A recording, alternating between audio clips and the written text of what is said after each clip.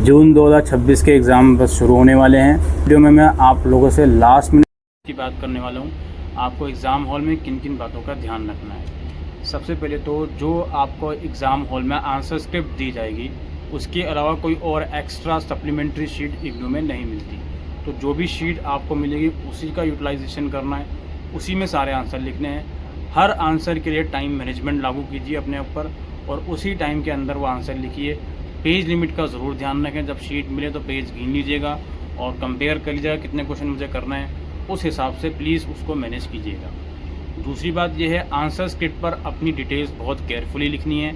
अगर आपका enrolment number for example 9 digit का है और वहाँ पर 10 बॉक्सेस हैं इनरोलमेंट नंबर एंटर करने के लिए, तो आप पहले वाले बॉक्स से ही इनरोलमेंट नंबर एंटर करना शुरू करोगे और लास्ट वाला बॉक्स अगर बचता है तो उस पर क्रॉस मार्क कर दोगे। यही सेम चीज़ आप पेपर कोड या दूसरी डिटेल्स अगर होंगी तो उसके लिए भी फॉलो करोगे।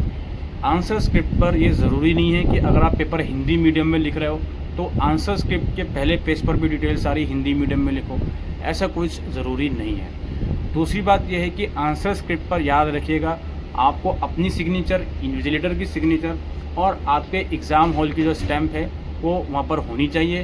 पेपर ख़त्म होने के बाद जब आप अपनी आंसर स्क्रिप्ट इन्विजिलेटर को हैंड ओवर करो तो उसमें सारी चीज़ें चेक कर लीजिएगा प्लीज़, ठीक है जी।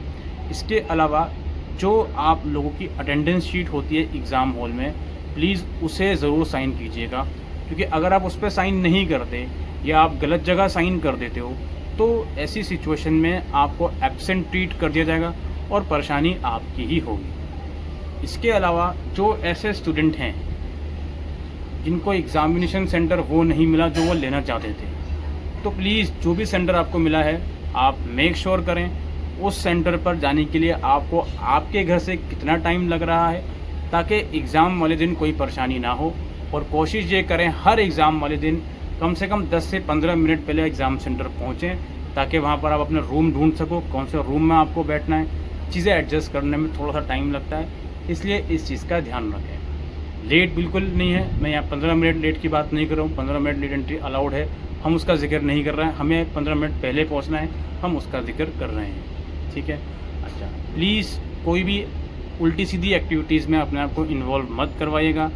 यूएफएम लग जाता है, परेशानी आपको ही होगी, कुछ फ़ायदा नहीं है। एग्ज़ाम फ़ीस ख़राब, टाइम ख़राब, पेपर दोबारा देना पड़ता है। इसलिए प्लीज़ इन चीज़ों से बचाएँ अपने आप को। अपने आसपास का डेस्क साफ रखें, कोई अननेसेसरली मटेरियल नहीं पड़ा हो। बेशक वो आपका नहीं होगा, आपने ध्यान नहीं दिया होगा, चेक करने वाले लोग बाहर से आएंगे तो वो आप पर ही शक करेंगे, आप फिर कैसे प्रूफ करोगे वो आपका नहीं है। तो इसलिए सीट पर बैठने से पहले सारी चीज़ें देखें कि आपके सीट के आसपास का एरिया नीट और क्लीन होना चाहिए। और लास्टली प्लीज़ क्वेश्चन को ठीक से समझिए कि क्वेश्चन में क्या पूछा जा रहा है। ज़रूरी नहीं है कोई टॉपिक अगर पूछा गया है तो उसके सिर्फ प्लस पॉइंट लिखते रहो, उसके माइनस पॉइंट भी लिखने होते हैं। डिपेंड करता है क्वेश्चन की लैंग्वेज क्या है।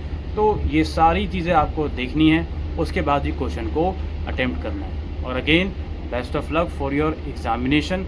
उम्मीद करता हूँ आपके एग्ज़ाम्स अच्छे हों और इस इन्फॉर्मेशन को जो मैंने आपके साथ शेयर करी है ज़्यादा से ज़्यादा शेयर करें अपने दोस्तों के साथ। और याद रखें एग्ज़ामिनेशन हॉल में आपका जो एडमिट कार्ड है इसका प्रिंट आउट और इग्नू का ID कार्ड ये इनफ है। ID कार्ड अगर नहीं पाया गया इग्नू का तो कोई गवर्नमेंट ID प्रूफ इनफ है, आप वो लेकर जा सकते हैं। और जो भी इलेक्ट्रॉनिक आइटम्स हैं, मोबाइल फ़ोन वगैरह, ईयरबड्स वगैरह, ये सब चीज़ें अलाउड नहीं हैं, आपका बाहर रखा जाएगा बैग। प्लीज़ इस हिसाब से जाइएगा। सिंपल कैलकुलेटर अगेन अलाउड हैं, वो उसमें कोई परेशानी नहीं है, ठीक है। तो उम्मीद करता हूँ आज की इस वीडियो में दी गई जानकारी आपको यूज़फुल लगी हो, तो इस वीडियो को शेयर कीजिएगा। Thank you.